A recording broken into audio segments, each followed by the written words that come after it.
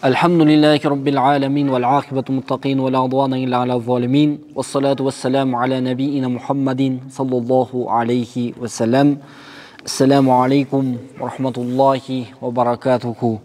Qadırlı ағайын, құрметті бауырлар, Алла тағала баршаларымыздың ықылас ниеттеріміз жақсылығынан сауабынан нәсіп етсін.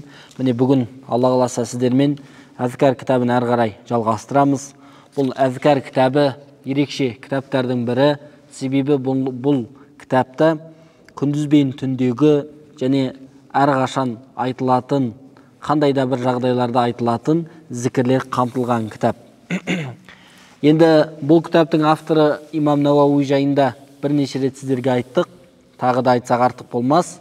Ол кісіні басқа ғұлама ғалымдар ерекшелеп, дұғасы қабыл болған жандардың қатарынан және кітаптары қабыл болған жандардың қатарынан деп айтқан екен. Неге? Себебі бұл кісінің кітаптары көп оқылады және көп кітабының таралымы көп.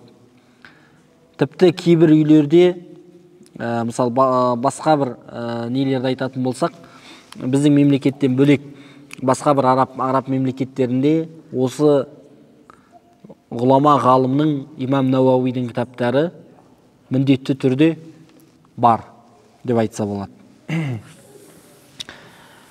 Және де бұл әзкар кітабы жайында ерекшелеп айтады ғұлама ғалымдар.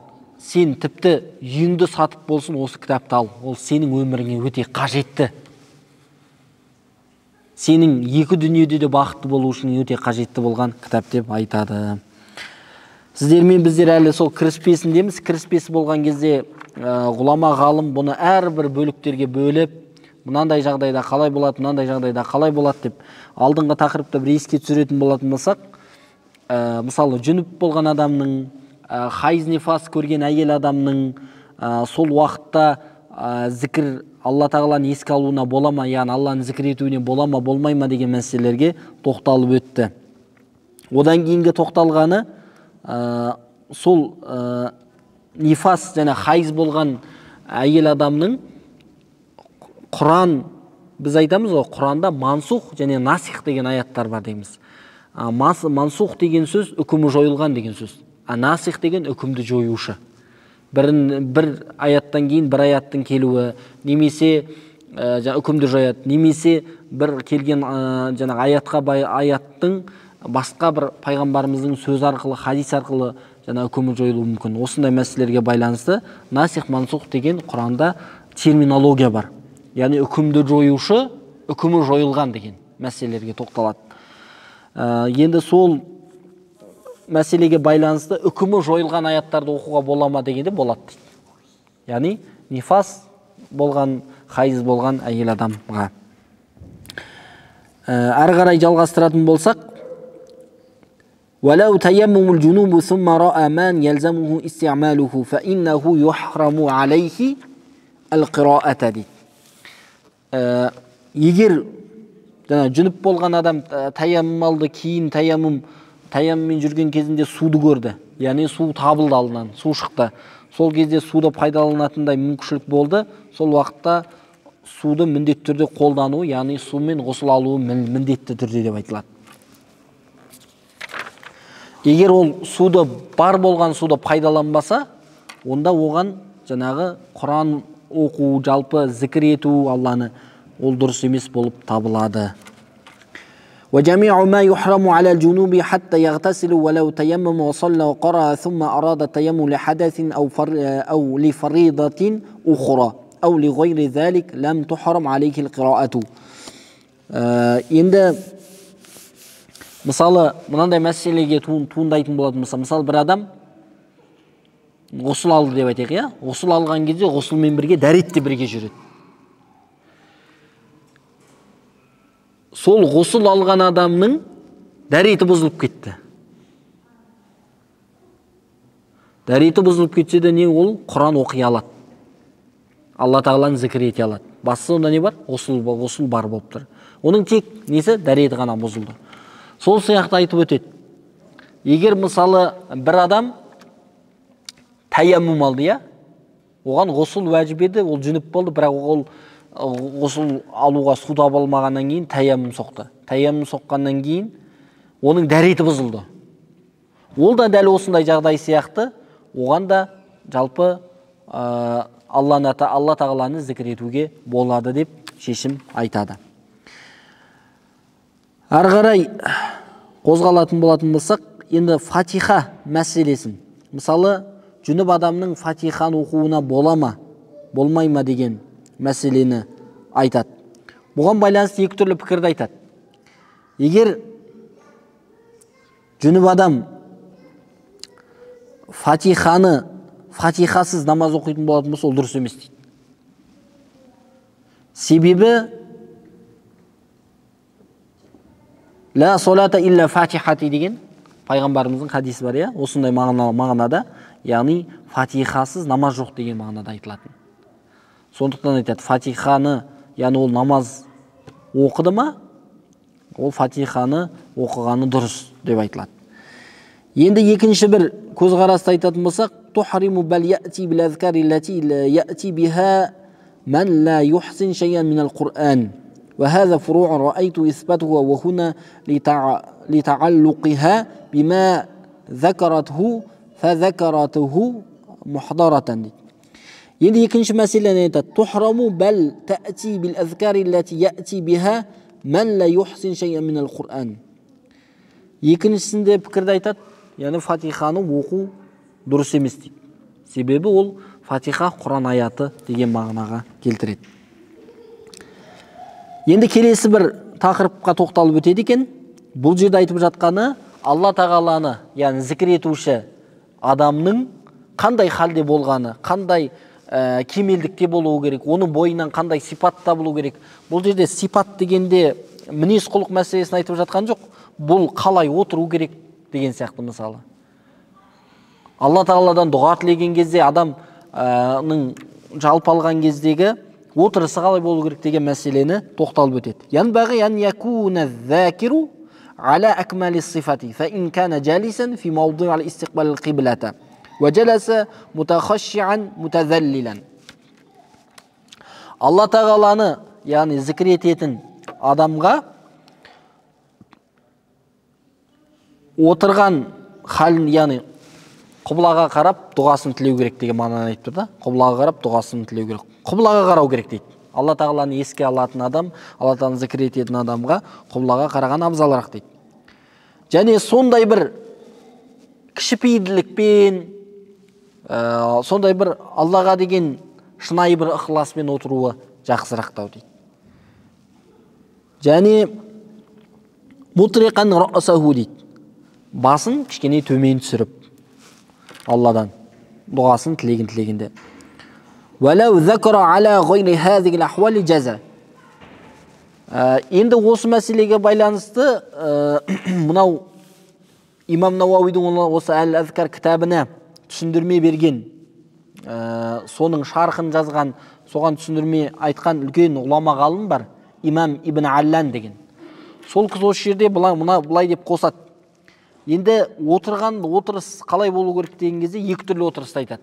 Біріншісі, жамбасын жерге тигізіп отырып, сол аяқты оң аяқтың үстіне қойып отыру деп айтады. Екіншісі ифтирош дейді. Ифтирош дегеніміз біздің ат-тахият отырыста отырамыз ғой. Сол ат-тахият отырыста отыру, солай ғып осы екі отырыста отырғаны жақсырақтау дейді. Соны енді ары қарай кітап жалғастырып айтады. Егер осы екі отырыста отырмай қалатын болса, бола ма? Рұқсат па десе, рұқсат дейді. Яғни осы екі отырыстан басқа бір отырыс болып қалатын болса, ол да болады дейді. Валя карахата фи хаққихи. Ол макрух болып саналмайды дейді. Ләкин ин кана би гайри узрин кана тарикан лил афдали. Ва далилу аля адам лил карахати qaulullah ta'ala.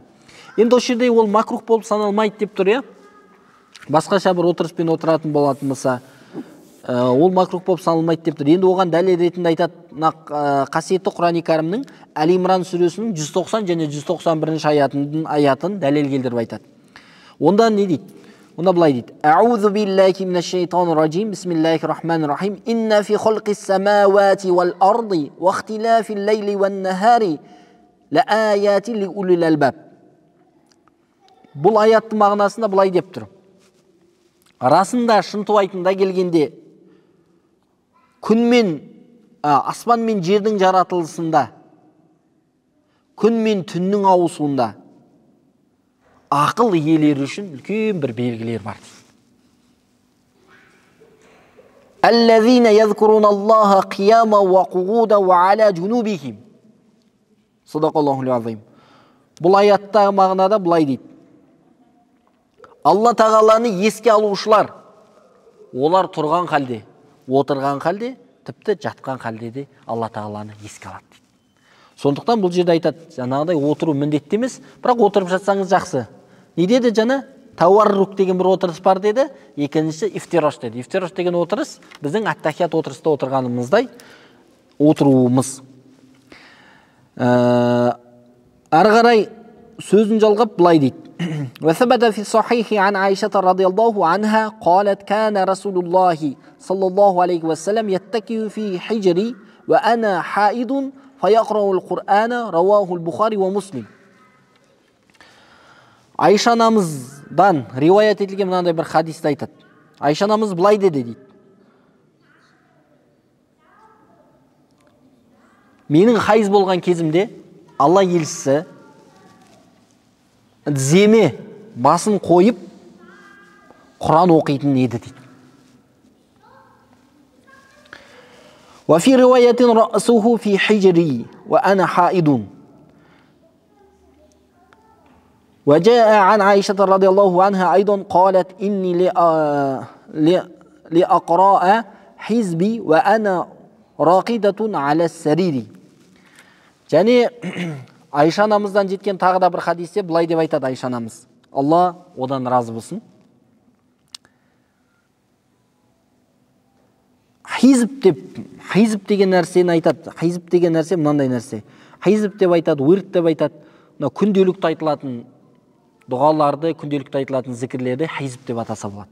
Яғни белгілі бір уақытқа бір адамның белгілеп алғаны. Мысалы, таңғы дұғасы ма, кешкі дұғасы ма, немесе кешкі мен таңғы дұғасында бір айтылатын өзінің бір дұғасы, өзінің күнделікті бір өзіне былайша алғанда міндетті қылып алған деп айтсақ болады. Немесе өзіне соны жақсы көріп санаған бір амалдары болатын болса, дұғалары болатын болса мысалы. Соны хизб деп айтады, уирд деп айтады немесе. Сонда Айша анамыздың айтып атқан былай дейді. Мен күнделікті өзімнің айтатын дұғаларымды төсегімде жатқан кезімде де айта беретін едім дейді. Көрдіңіздер ма? Яғни төсекте жатса да не? Алла тағаланы еске алуға болады.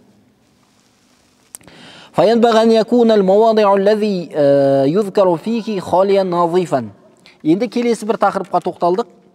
Бұл тақырыпта айтады. Алла тағаланы еске алушы адам қандай халде болу керек? Яғни ол таза болу керек.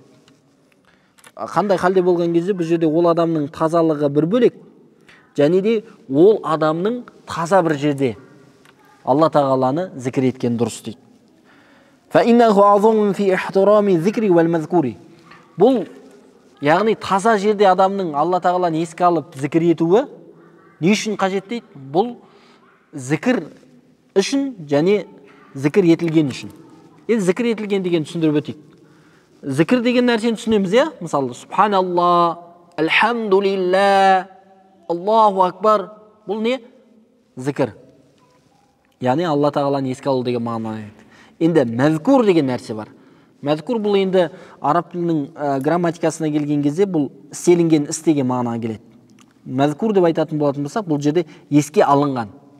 Еске алынған Алла тағала. Сондықтан бұл жерде айтпағы, яғни адамның таза жерде зікір етуі Алла тағалаға және зікірге деген құрметтің бір белгісі дейді. Соны ұлықтаудың бір белгісі дейді. وَلِهَذَا مُضِحَ الذِّكْرُ فِي الْمَسَاجِدِ وَالْمَوَاضِعِ الشَّرِيفَةِ. Және Алла тағаланы еске алғанда мешітте, сондай бір қадірлі орындарда Алла тағаланы еске алған жақсырақтау дейді. وجاء عن الإمام الجليل أبي ميسرة رضي الله عنه. أبي ميسرة деген үлкен имамнан, үлкен ғұлама ғалымнан мынандай бір сөз қалған екен. Ол былай дейді. لا يذكر الله تعالى إلا في مكان طيب. Алла тағала тек қана жақсы бір жерде ғана еске алынады дейді. Яғни таза орында Алла тағаланы еске алған жақсы деген мағынада айтып тұр. Яғни Алла тағаланы еске алатын болсаңдар, таза жерде, дұрыс жерде еске алыңдар деген сияқты мағынада сіздермен біздерге ишарат қылдырып жатыр. Келесі бір бөлімге тоқталсақ, келесі бір бөлімнің мағынасы, қозғалып жатқан тақырыбы «И'лам анна зикра махбун фи жами'л ахвал». Кез келген уақытта, кез келген жағдайда Алла тағаланы еске алу ол сүйікті болғаныңыз, жақсы болғаныңыз, Алланың алдында сауапты болғаныңыз дейді. Алайда мынандай бір орындарда, мынандай да бір жағдайларда Алла тағаланы еске алмаған дұрысырақ дейді. Я Алла тағаланы еске алуға тыйым салынады деген мағынада айтылады. Сол жерде былай деп айтады: إلى ما سواه مما سيأتي في أبوابه إن شاء الله تعالى فمن ذلك أنه يكره الذكر حالة الجلوس على قضاء الحاجات. Дәрет сындырып атқан кезіңізде, мысалы дәретханада отырған кезде Алла тағаланы еске алмаған дұрысырақ дейді. Алланы еске алмаңдар дейді. Алла тағаланы еске алуға болмайды. Яғни зікір етуге болмайды. وفي حالة الجماع وفي حالة الخطبة لمن يسمع صوت الخطيب. Және де хутба оқылып жатқан кезде. Хутба қай уақыт оқылады?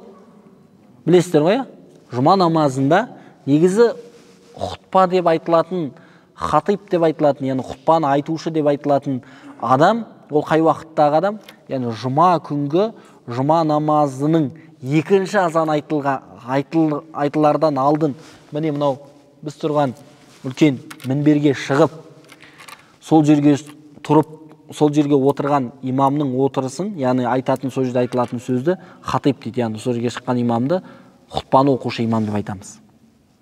Сол имамның сол сәтте екінші азан айтылған сәтінде мінберде тұрған сәті хатиб болып есептеледі. Яғни хутба оқушы адам болып саналады. Сол екінші азан айтылғаннан кейін имам не істейді? Қолынан таяғын алып хутбаны оқиды.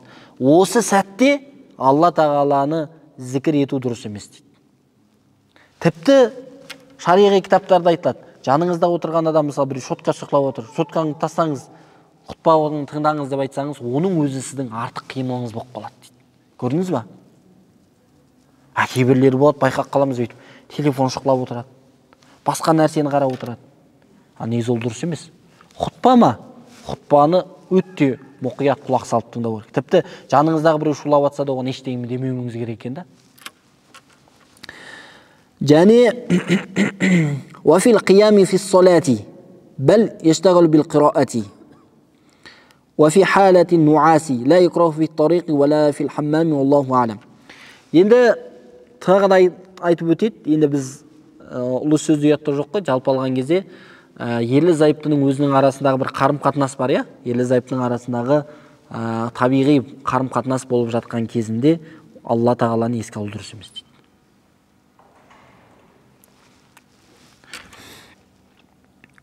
Оның енді айтылатын, мысалы, Алладан салиқалы бала тілеп, оның алдында мысалы 2 ракат намаз оқып, немесе оның алдында Алладан бір жәрдем тілеп дұға тілеуге болады, бірақ ол іс жасалып жатқан кезде рұқсат жоқ.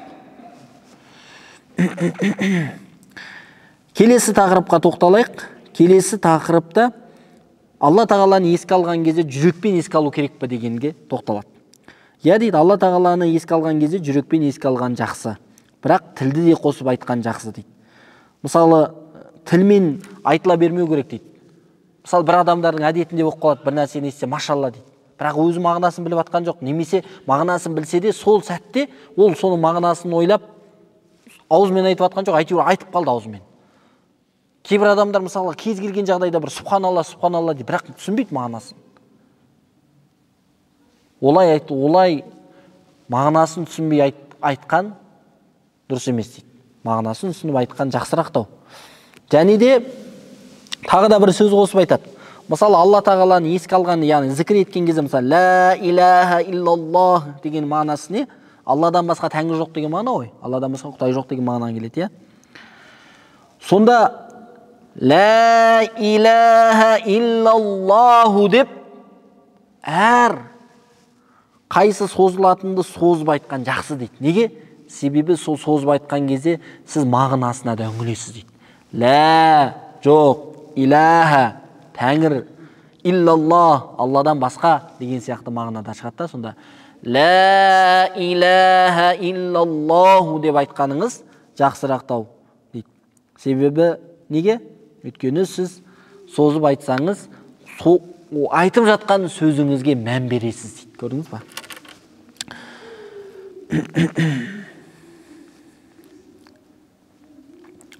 Келесі бір тақырыпқа тоқталады. Бұл жерде мысалы бір адам бірінші арабшасын оқиық. Фаслун янбағи лиман кана лаху вазифатун миназ-зикри фи вақти мин лейлин ау нахарин ау ақабис салати ау халати мин ахвалил фататху. Бір адам өзіне міндетті қылып алды, бір дұғаларды мысалы. Ол таң намазынан кейін міндетті түрде дұға жасайтын еді, немесе таң намазынан кейін міндетті түрде зікір жасайтын еді. Өзі таңғы зікірлер, кешкі зікірлер деген бар. Мысалы біреу жұма күні міндетті түрде өзіне мысалы пайғамбарымыз саллаллаху алейхи вассаламға 100 рет салауат айтам деген мысалы міндет қойып алды. Жұма күні таң намазынан кейін деді. Бірақ ол таң намазынан кейін басқа бір шаруасы болды да, басқа бір шаруаны айналысып кетіп, ол таң намазынан кейін ол дұғасын айта алмай қалды. Немесе біреу әр бейсенбі сайын, әр бейсенбіде аптасына бір рет тахаджуд намазын өзіне міндеттеді. Міндетті түрде өзіне тахаджуд. Бірақ сол өзі ниет қылған бейсенбіде құфтан оқыды да, қатты бір шаршағандықтан ұйықтап қалып, тахаджудке тұра алмай қалды. Осындай жағдайда адам не істеу керек дейді. Осындай жағдайда адам өзіне, яғни міндетті қылған зікірі, мысалы таңғы зікір деп айттық, кешкі зікір деп айттық мысалы. Күнделікті жұмадан кейін мысалы айтып жатырмыз ғой. Пайғамбарымыз саллаллаху алейхи вассаламға Аллахумма салли ва саллим ва барик алейхи деген 100 пайғамбарымызға салауат айтатын, бірақ айта алмай қалды. Ол адам сол қай уақытта қолы босайды, мысалы таң намазынан кейін айтатын еді, бірақ айта алмай қалды. Таң намазынан кейін 5 мен 2-ның арасында, немесе ақша мен құптанның арасында қай уақытта қолы босайды, сол уақытта айтсын дейді. Өзіне соны ол міндетті қылып, өзіне үнемі қылып, соны өзіне қылдырып, соны үнемі қылып жасайым дегеннен кейін сол ниетінде болсын. Әйтпесе егер ол адам тастап қоятын болса, келесі жолда тағы да тастап қояды. Сонымен ол не істейді дейді? Ол күнделікті айтатын зікірінен де махрұм болып қалады дейді. Көрдіңіздер ме? Енді осы жайында керемет сіздерге бір пайғамбарымыз саллаллаху алейхи вассаламның сөзін айтқым келеді. Пайғамбарымыздың хадисі бар. Өте бір керемет. وقد ثبت في صحيح مسلم عن عمر بن الخطاب رضي الله عنه قال. Бұл сахих муслимде келеді. Омар ибн Хаттабтан, Алла оған разы болсын. Қала Расулуллахи саллаллаху алейхи вассалам, пайғамбарымыз былай dedi. Мән нама ан хизбихи ау ан шейин минху фақарааху ма байна салатил фаджр ва салатил зухри кутиба лаху кааннама қараху минал лейли. Кімде-кім өзінің жасайтын, өзіне әдет қылған зікірін айта алмай қалса, немесе бір бөлігін айта алмай қалса, немесе толыққанды бір айта алмай қалатын болса, ол таң намазы мен бесін намазының арасында сол зікірін айтсын дейді. Кутиба лаху кааннама қарааху минал лейли. Ол түнде соны айтқандай, түнде сол зікірін айтқандай сауапқа кенеледі дейді. Енді бұған мынандай мысалды келтірсек болады. Мысалы біреу құптан намазынан кейін пайғамбарымыз саллаллаху алейхи вассаламға 100 рет салауат айтатын болды. Бірақ құптан намазын оқыды да шаршап ұйықтап қалды. Таңертең тұрды. Ол не істейтін еді? Құптан намазынан кейін пайғамбарымыз саллаллаху алейхи вассаламға салауат айтатын еді. Бірақ айта алмай қалды. Соны айтады. Таң намазы мен бесін намазының аралығында айтсын. Сол түндегі оған жазылатын сауап, өзіне сол түндегі берілетін сауапты, ол сол уақытта Алла қаласа оған сол сауапта күндіз айтса да сол сауап оған жазылады. Көрдіңіздер ме? Қандай керемет.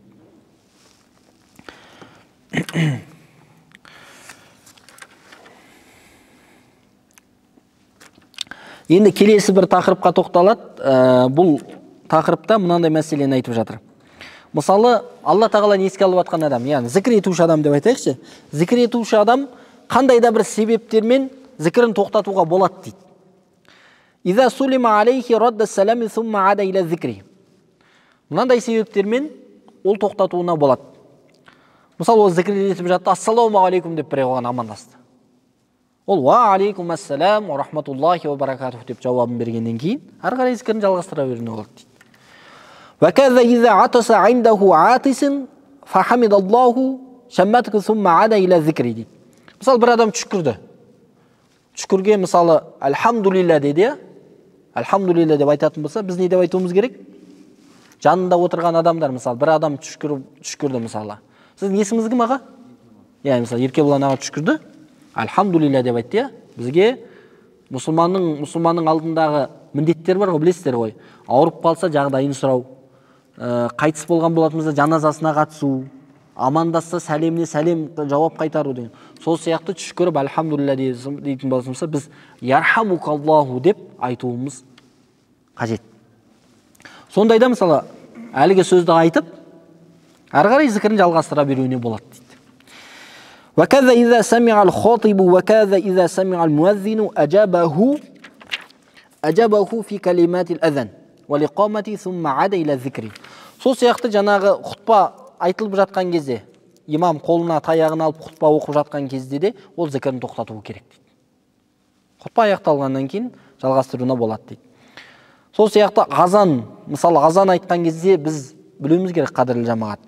Азан айтқан кезде оған қосымша, мысалы әрбір сөзді айтқаннан кейін айтылатын сөздер бар. Аллаху акбар деген, біз Аллаху акбарды қайталап айтқанымыз абзалырақ. Аллаху акбар деп 4 рет айтылады, 4 рет Аллаху акбарды айтқанымыз жақсы мысалы. Мысалы хайя аля сала, хайя аля фалахтан кейін айтылатын зікір сөз бар, соларды барлығымыз айтқанымыз жақсы. Сол, мысалы, зікір тартып жатыңыз, азан айтылып жатты. Азанды тыңдап, сол зікір сөздерін бәрін айтып болғаннан кейін, азан тоқталып, дұғасы бәрі жасалғаннан кейін, сіз ары қарай зікіріңізді жалғастырсаңыз болады деп жатыр.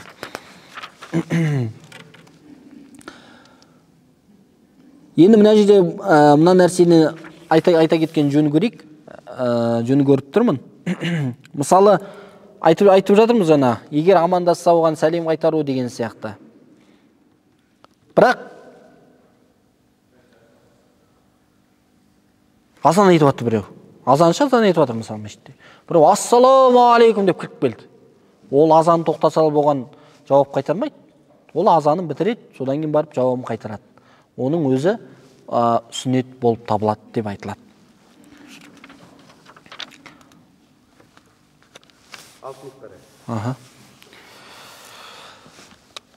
Сонымен ары қарай тағы да жалғастырайық.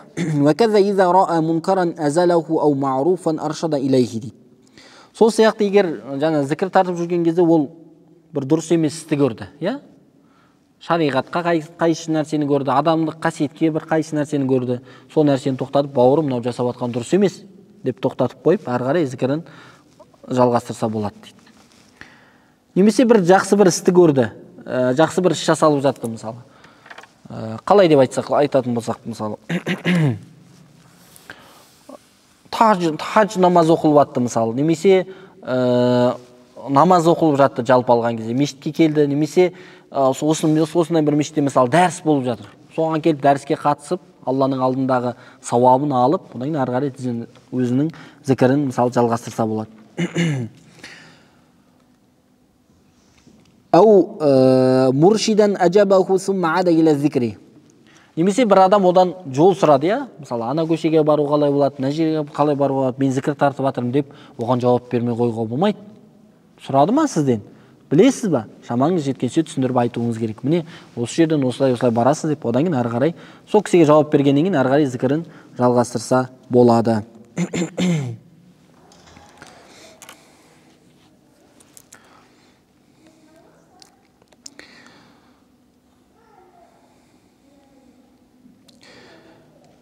Келесі бір тақырыпты айтады.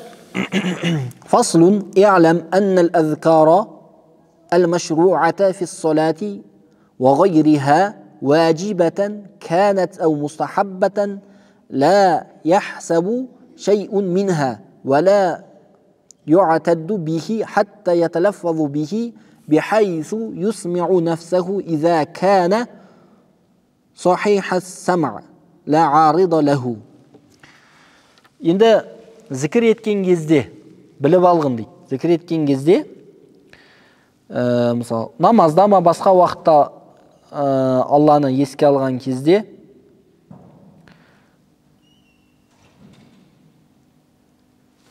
сол Алла тағаланы еске алған кезде тілімен мысалы айтатын болатын болса, онда өзі еститіндей айтқаны жақсы дейді. Өзі еститіндей.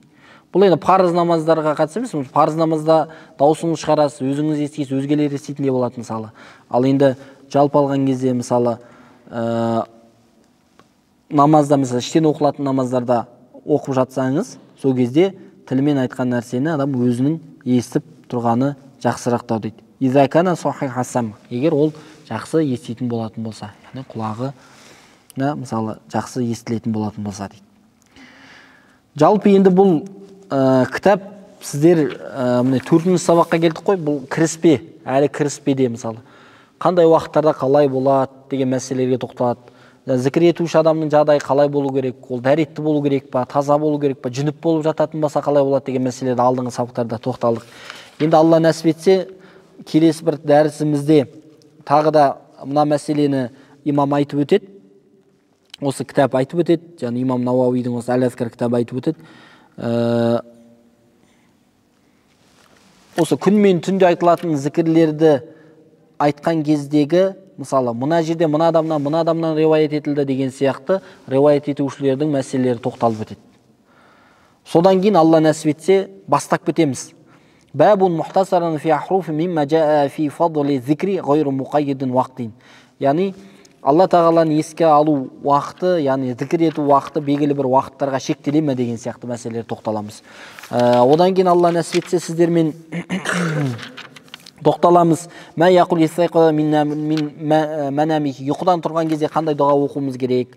Мә яқул иза лабиса саубаху. Киім киіп жатқанда қандай дұға оқуымыз керек? Міне осыларға Алла қаласа тоқталып өтеміз. Бұл әлі сіздерге басталып жатқан, міне бүгін 4-ші дәрісті бітіріп жатырмыз ғой. Ол әлі кіріспесінде. Өйткені имам әрқайсына, бұл имам Науауи әрқайсына жеке-жеке тоқталып, жеке-жеке айтып, мәселені ортаға салып. Бұл жерде тек қана дұғамен ғана шектелмеген, ол кісі фиқи мәселелерді көрдіңіздер ғой, жаңа тоқталып кетіп жатыр. Жүніп болған кезінде, мысалы, әйел адам хайз нифас көрген кезінде намаз оқи ма, оқымай ма, Алла тағаланы еске ала ма, еске алмай ма деген сияқты мәселелердің бәріне тоқталып жатыр. Алла ықыластарымыз бен ниеттерімізді қабыл етсін. Ва ахиру дауана анил хамдулиллахи раббил аламин.